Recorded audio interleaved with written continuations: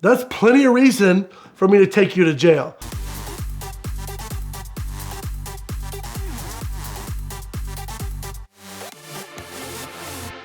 I own an automotive business in Atlanta. I decided to go on Copart and buy a wrecked vehicle that I could not afford because I'm cheap. Once I bought my vehicle that I really wanted, which was a 2011 370Z, we started to rebuild it. I'm very impatient when it comes to modifying my car because it's my first actual shop car.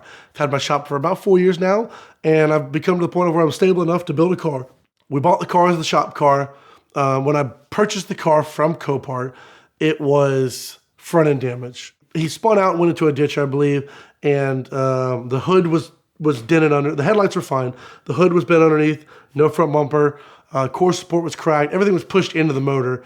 So what I had to do when we got the car was core support radiator. We had to do a lot of the front skirts, a lot of just the bracketry for the power steering. There's a lot of stuff in the front of the car. I didn't know that. So we got all that replaced, not knowing at the time that I had to get it inspected. I didn't know that. I didn't know that it had to be inspected by a state inspector in order to be rebuilt to go back on the road. So what did I do? I put headers on it and I delete the cats and I make the emissions illegal and I have springs on it and I have 3-piece wheels on it and I decided to put aftermarket bumpers with splitters and all the worst stuff you can do to a car to do before inspection. So I don't think that I thought that through pretty well. But for the most part, the car is pretty badass. I'm not going to lie. It's pretty cool. Once we got the car to where I was happy with it, we wanted to start doing some performance modifications, and that's where it gets bad. So my addiction to this car is how it sounds, first of all, because the VQ motor has a very distinct, raspy, tinty noise, but it's almost like the same flavor as a Formula One car. It's not to the same level, but a Formula One car is very high-pitched. People love how raspy it is. One night, me and my employee, Zach, we were working on putting headers in my car. We had just finished doing intakes and getting some tuning done on it. And I wanted to kind of get an idea of what it was going to sound like. So I'm a fabricator and I built my own exhaust for the car. So I got sponsored headers for the car. We put the headers on. I built my own test pipes, built the whole exhaust, new resonator setup, new muffler setup. Roughly about 1:30, I was thinking to myself, is it a good idea to drive this car in my business park really fast just to hear how loud it is? And then by 2:30, I had convinced myself that it was a great idea to drive really fast in my business park and listen to this really loud car, not expecting the police to come. So I'd say roughly 2:30-ish, we get the car fired up. Sounds amazing. Back the car out, do a little quick pull down the road. I come back, Zach runs to me and is like, dude, you shot a massive flame. Do it again. I want it for the video. So of course, I'm not gonna not do it. So I do it again. And mind you, this car has headers, no cats, very few resonators, and just a muffler in the back. So it is very loud. I do another pull. And then I hit that second, flat foot shift second. As soon as it pop, another flame comes up the back. Super excited. I come back. He is more hyped than somebody that just met Michael Jordan. I mean, he is so excited that the last 5 hours of work, we shot a flame that was this big. I thought we shot this gigantic fireball at the back. No, it was this big. It barely passed the tip of the muffler. Anyways, I'm pretty hyped at this point. I'm like, maybe we should drive it further down the road, not just the straightaway in front of my shop. Bad idea. So we go back to the shop, we finish putting the seatbelts in, get it ready, so if we do get pulled over, we at least have our seatbelts. Myself is not thinking at 3 a.m.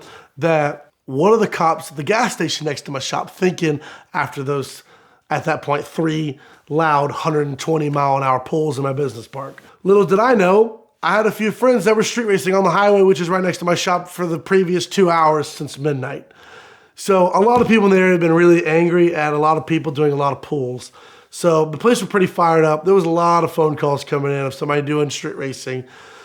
Get in the car, cruising on out, not even going fast, cruising on out of the park. I get to the end of the park, and mind you, when I first moved in, Hall County officer told me that it was okay to drive a couple of race cars not out of the park. I understand you all have insurance, you all have registration, no big deal. So I'm coming out, and right before you get to Starbucks is where the business park ends. That's where the main highway is. Me and Zach are cruising up. It's about 3:30 in the morning at this point because we got the seatbelts hooked up. We're legal-ish, kind of.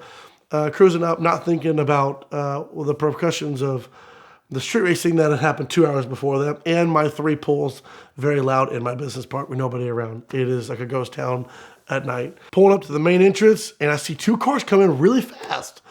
And I'm like, okay, no big deal. So I pull out of the way. So the last building is a collision shop. So I pull in there and just pretend like I'm just kind of doing something.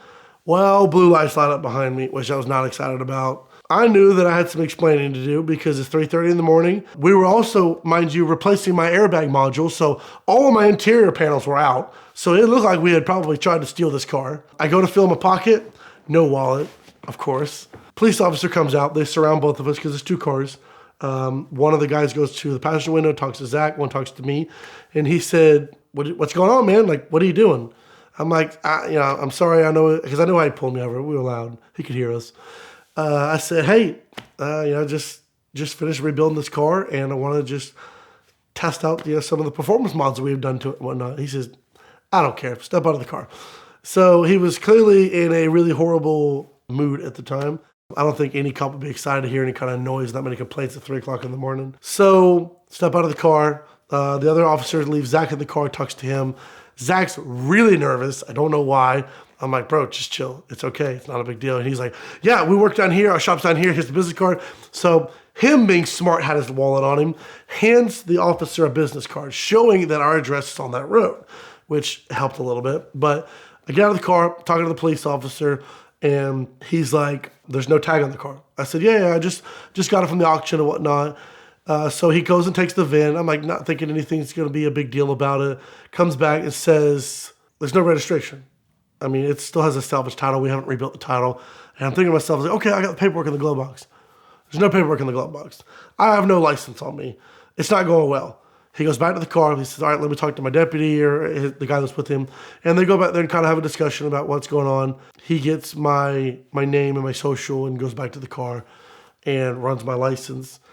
He says, go ahead and sit in the car. And I'm just thinking in the car, I'm sitting in the car just, I hate when they pressure you. They make you wait to just sit on what's going to happen. And I hate it more than anything. It's the worst.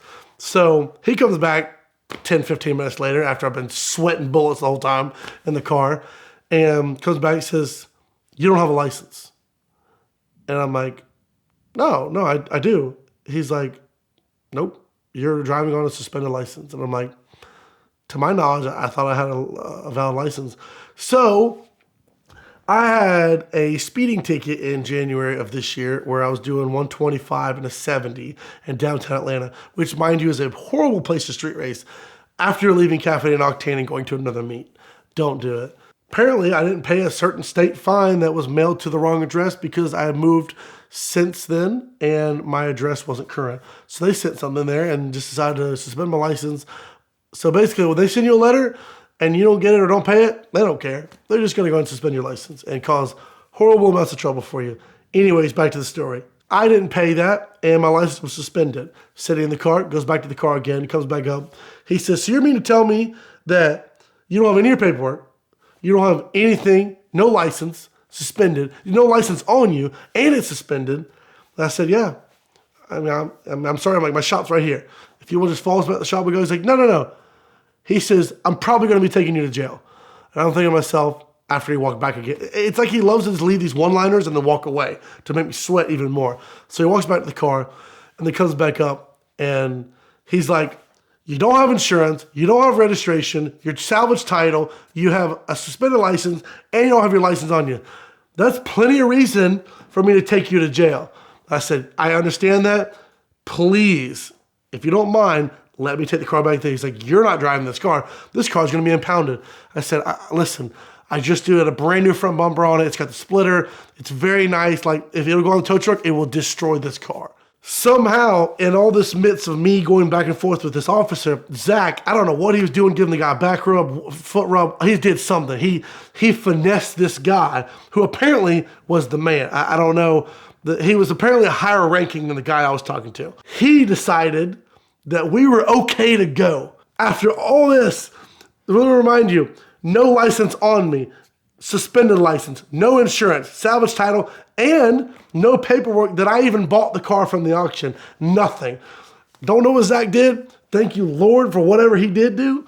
But Zach switched with me. We drove back to the shop. Then they thought we were really awesome guys and decided to hang out at the shop and look at all the street racing cars that we had built for about a solid hour. So I'd say I left at 4:30 in the morning with this really unsettling feeling of like, I almost went to jail, but then I hung out with the police. That's kind of weird, right? So I had a pretty interesting night. It was scary. It's very scary. I haven't been to jail in a while, so I was not trying to go back that night. You're here because you like a good car story. But let's be honest, we've probably watched enough YouTube videos for a lifetime during the pandemic. It's time to get out of the house and make a story of your own. Extreme Experience puts you in the driver's seat of some of the world's most exciting cars, like this 2020 Corvette C8, at over 30 racetracks across the country. And right now, we're giving away $50,000 for the track experiences and 30% off everything on our website. Head to xxspeed.com to learn more today.